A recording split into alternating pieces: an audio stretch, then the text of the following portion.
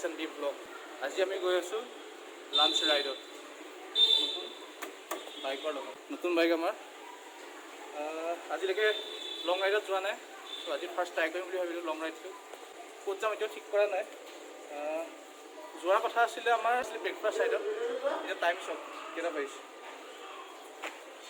12:12। ত' breakfast ride হৈ গ'ল, lunch ride কি কৰিম, উপায় নাই, লেট মানে। মোৰ গাটো ভাল নহয়, ইমান চৰ্দি লাগি আছিলোঁ। কালি ৰাইড কৰোঁতে পৰি খোৱা গ'ল, সেইকাৰণে আজি গাটো ভাল নহয়। ত' যিমানখিনি পাৰোঁ টানিম, যিমান দূৰলৈকে যাব পাৰোঁ চেষ্টা কৰিম। বাকী চাই থাকক কি হয় কি নহয়। আৰু এইখন চাওক এবাৰ চাই থাকক।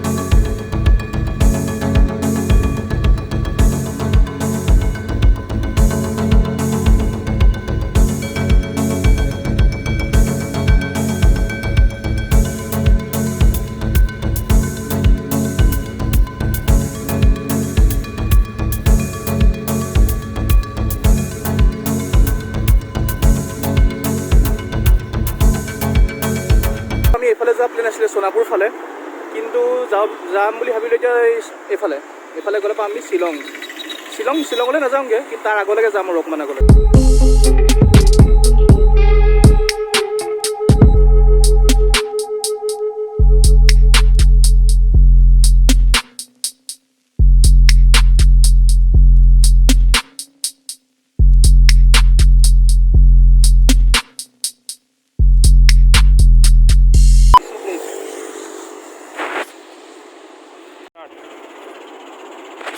ব্ৰেকৰ কাৰণে ৰখিছিলোঁ অলপ, তাৰপিছত ভাবিলোঁ ক'ত যাওঁ ডিচাইড কৰিলোঁ। নংপু যাব পাৰি, মেপত নংপু দেখাই আছে আপোনাৰ 33 কিলোমিটাৰ। চ' চাওঁ তালৈকে যাব পাৰোঁ নে নোৱাৰোঁ। চলাই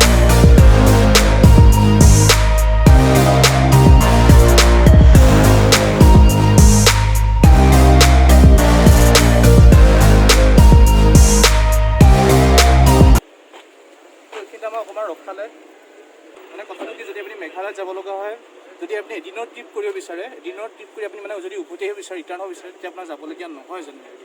আপুনি যদি 2-3 দিনৰ ট্ৰিপ কৰিব যায়, তেতিয়া আপোনাক যাব দিয়ে। ইয়াত যদি আহে ক'ভিড টেষ্টৰ ৰিপৰ্টটো লৈ আনিব, তেওঁলোকে বিচাৰে ক'ভিড টেষ্টৰ ৰিপৰ্টটো। গতিকে চব বস্তু যোগাৰ কৰি আনক, নহ'লে চেছ। তাত অকণমান কথা পাতিলোঁ মেমহঁতৰ লগত। তেওঁলোকে লাষ্টত ক'লোঁ যে আমি গৈ পেলাই জাষ্ট ঘূৰি আহিম, ৰোড ট্ৰিপ হয়। তেওঁলোকে গতিকে দিলে 5 দিন দুজনৰ কাৰণে।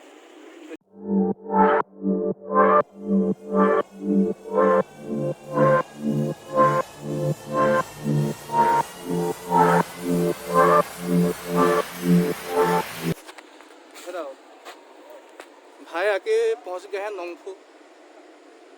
भाई ने चलाया है RC 200। भाई को आगे है बाइक वाला फीलिंग, ठीक है। भाई ने अपने लाइफ में रेडबुल नहीं पिया आज देखो। बाइक का फीलिंग लेना ज़रूरी है, रेडबुल खाना भी ज़रूरी है।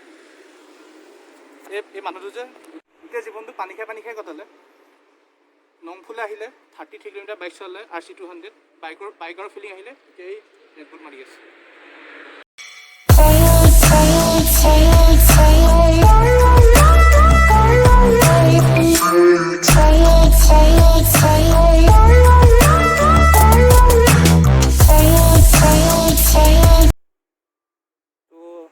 আহি পেলাই আমি নেশ্যনেল হাইৱে ধাবা, ইয়াত কিবা এটা খাই লওঁ, খাই মেলি আকৌ ৰাওনা হ'ম। এইখন চব ধাবাখন কি লিখা আছে দেখিছেনে? पेप्सी 10 रुपये का पेप्सी तुम्हारा भाई। खानगुलत की लिखा आছিলে লাঞ্চ ৰাইডটো চলি আছে, যেতিয়া আমাৰ লাঞ্চ কৰিব পেট পূজা, খানাটো মেইন। তো এইফালে আমি খাবলৈ ল'লোঁ ৰুটি আৰু এয়া মটৰ পনীৰ। এতিয়া মজাকৈ খাই লওঁ। খাবলৈ বাৰু ভাতেই মন আছিলে, কিন্তু যেতিয়া ৰাইড কৰি থকা যায় তেতিয়া অকণমান লাইট খানা খাব লাগে।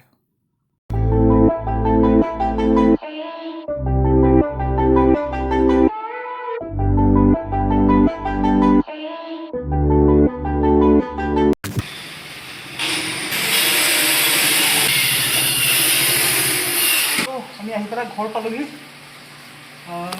ইয়াত আপোনাৰ চাওক মিটাৰ, ইয়াত যোৱা সময়ত আছিলে 211, এতিয়া 294, মানে অলম'ষ্ট 83 কিলোমিটাৰ আমি ৰাইড কৰিলোঁ।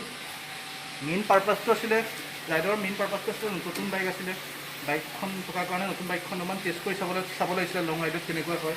ঠিকে আছে, কিন্তু এটাই প্ৰব্লেম আছে, যেতিয়া পাহাৰবোৰ উঠা যায়, পাহাৰবোৰ উঠিলে পিকআপটো অকণমান কম দেখায়।